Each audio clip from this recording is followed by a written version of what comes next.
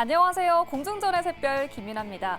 월요일 우리 시장 빨간불로 마감했습니다. 북한 리스크가 커지면서 관련주들이 주목을 받았고 원전주와 제약바이오주의 상승이 눈에 띄었습니다.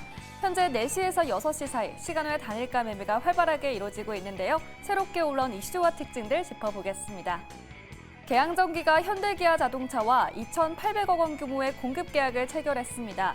계약 내용은 현대기아 자동차 시트모터 SR14차에 관한 공급 계약이고 계약 기간은 2026년 2월 15일부터 2029년 12월 31일까지로 약 3년 10개월입니다. HLDNI가 바란남양 고속화도로 민간투자사업 건설공사에 관한 공급 계약을 체결했습니다. 상대방은 바란남양 도로 주식회사이고 계약 금액은 2천억 원 규모로 최근 매출액 대비 15% 수준입니다.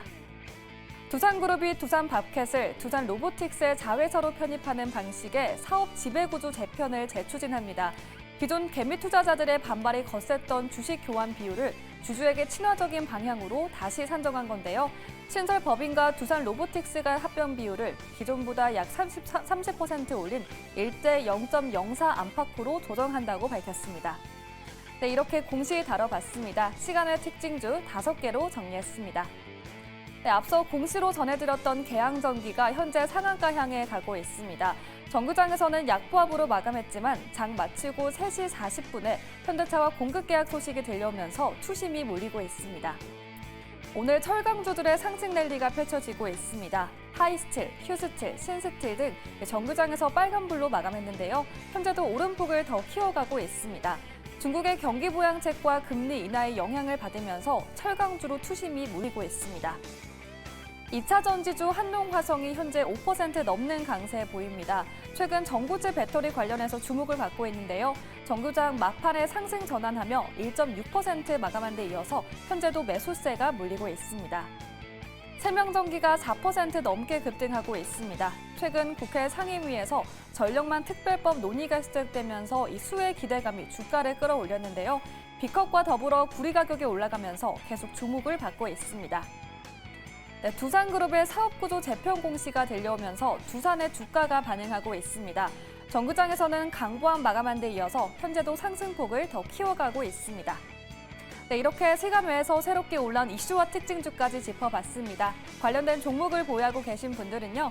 지금 바로 02-2000번에 4919로 신청해 주시면 자세한 상담 도와드리겠습니다. 지금까지 공중전의 김윤아였습니다.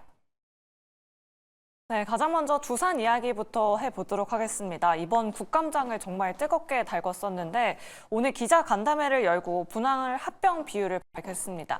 한 임원진은 이렇게 얘기를 했습니다. 주주들에게 최대한 많은 주식이 지급되는 방향으로 합병 비율을 변경했다라고 전했는데 정태근 이사님께 자세한 내용 여쭤보도록 할게요.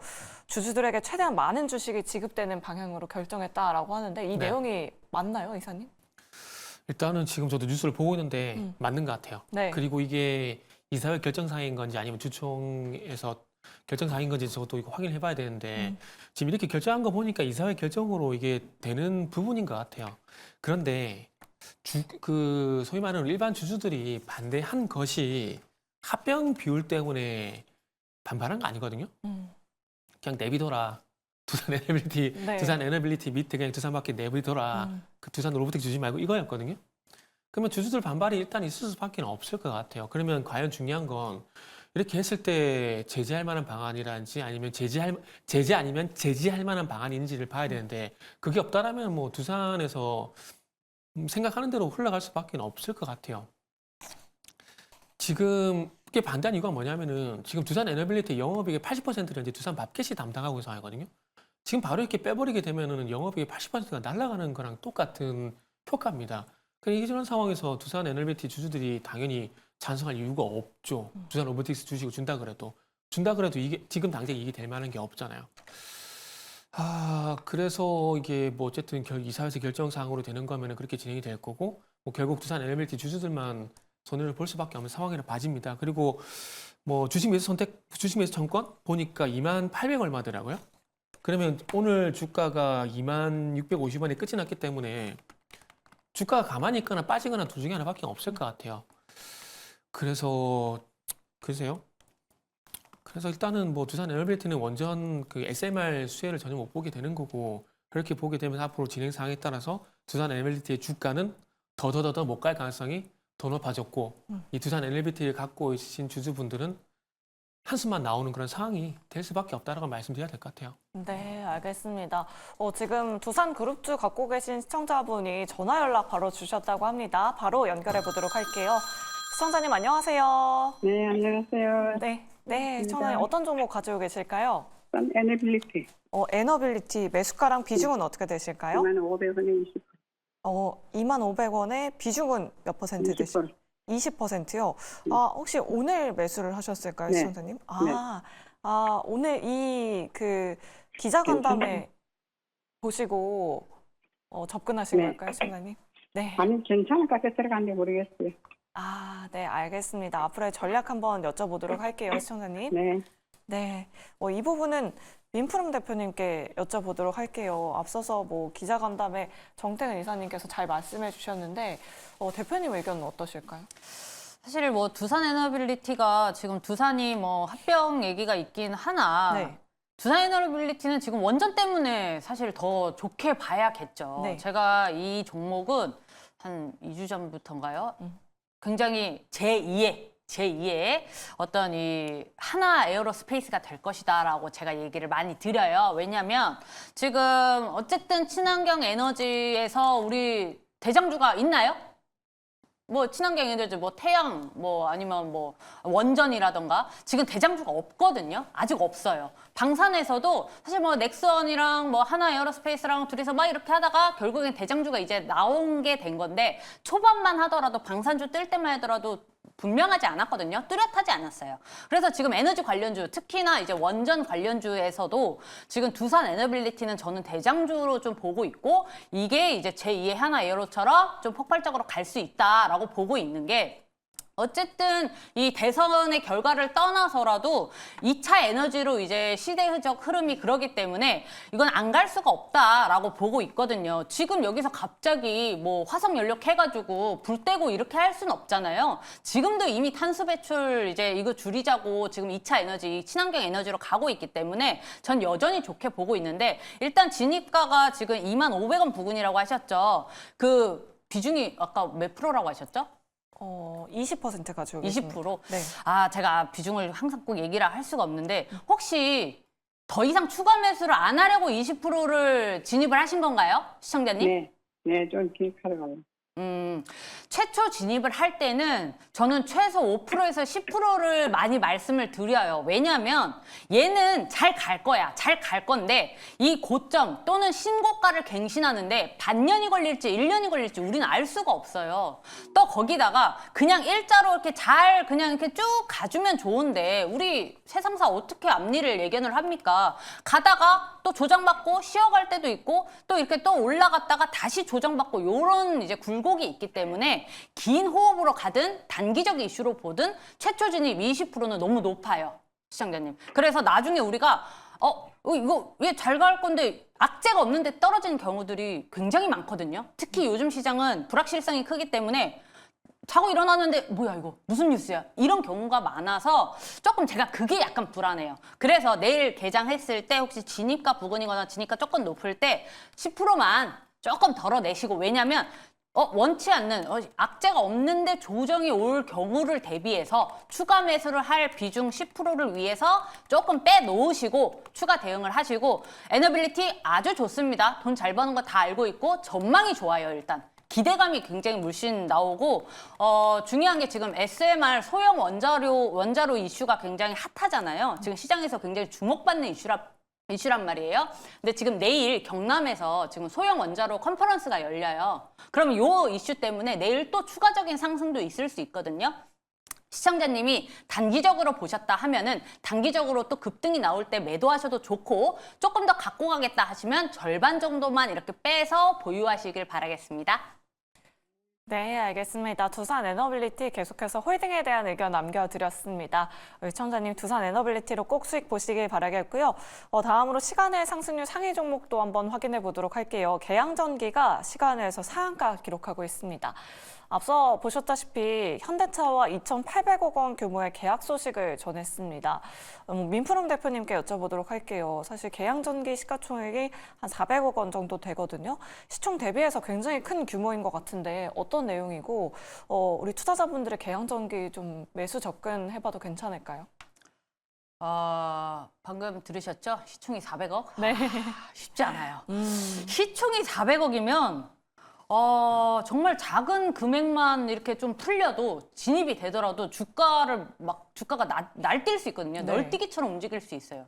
지금 이번에 계약을 한 게 초대형 공급 계약이잖아요. 사실 큰 대기업에서는 그렇게 크지 않을 수 있는데 지금 이 회사에서는 매출액 대비 75%가 넘어요. 와. 이러면은 몇 년치 돈 다 벌었다고 할 수도 있는 거예요, 솔직히.